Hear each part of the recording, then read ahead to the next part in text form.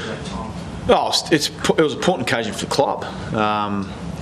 Important occasion for the Gold Coast and obviously Queensland footy to be able to showcase what you can do. So we clearly obviously didn't meet that. And our first half was, we got beaten up pretty bad inside, and contested footy was down badly, and our clearances were getting smashed. So their mature bodies in and around the footy was, they made the most of it, and then obviously they kicked their goals, so they're good enough to kick the score. So not really what we're after as a group is to try and sort of sit there and find out whether we can make it a shootout or not, and that's almost how we had to play it in the end, to try and make up some ground on the scoreboard and get some proactivity on the board. So largely disappointing. They got the jump.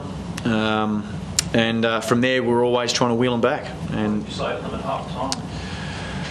I honestly can't remember. I think we certainly made some structural changes. Mate, I honestly can't remember, to be honest with you. It seems like it's gone for a blur. But obviously we had to show some proactivity in our play. It was just, we're sort of almost waiting for them to move before we moved, and they were very good at that. That's the one thing that they did do, and we just let them get out a little bit too easy around contested situations, and so I guess a more effort in that area was required. So we got that, and in clearances we started to get that, even though that we were still getting beaten in that area. Contested footy went up quite considerably. So it sort of shows what largely the difference was. Is the ball going that way or is it going that way? If you're always defending from deep in your defence, it's a long way home. So a bit more effort in and around the ball would have been nice. Why don't you think the players came out to play like they had against more experienced opposition? I mean, a lot was said. Don't know, Branny.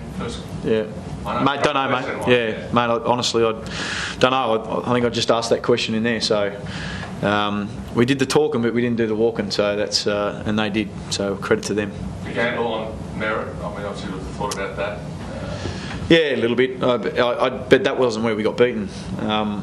We were getting beaten around the ball. I'm sure it would have been more useful if we had more inside 50s going the other way, but they clearly had that going there. I mean, the one thing we've got to get is, one thing that we've struggled so far is we just haven't been taking marks inside 50, and that's, if you're always having to scramble for goals all the time, then it comes hard work. So whether Roger's standing at the back or he's standing up the front, it doesn't matter too much. He's still under pressure. So it was something we tried. We thought we had certainly some cover defensively, and as it turned out, we probably didn't have the right cover, and certainly him going back was important for us and steady the ship. So was Ash McGrath going the other way, I must admit. So I had the defender, just had the wrong one. Expect Brandon to be fired up the way he was tonight?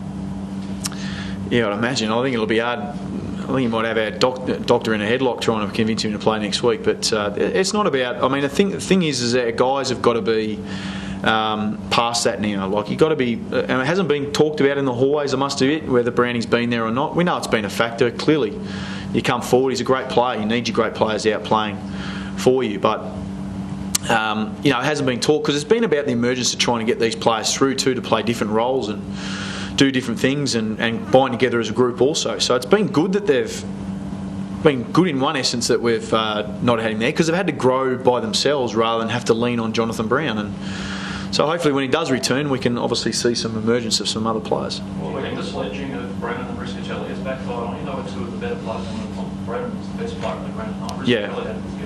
Yeah, well, whether it backfired or not, I mean, they'd be better to serve in that, but they certainly looked like they were ready to play, that's for sure. So what motivation it had, no, I'm not 100% sure, no. What about, if I want to concentrate on the Lions, but what about the Suns though? What perhaps surprised you about them tonight, considering of the loss they had last week?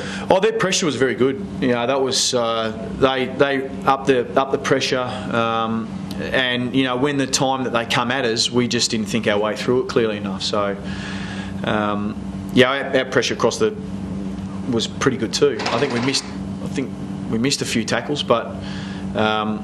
Again, probably the main thing was that they just got that contested footy. So, they're good. Obviously, they've got some talent there, and they bonded well together and were able to produce that sort of intensity that was definitely AFL standard. So, we just weren't able to think our way through that.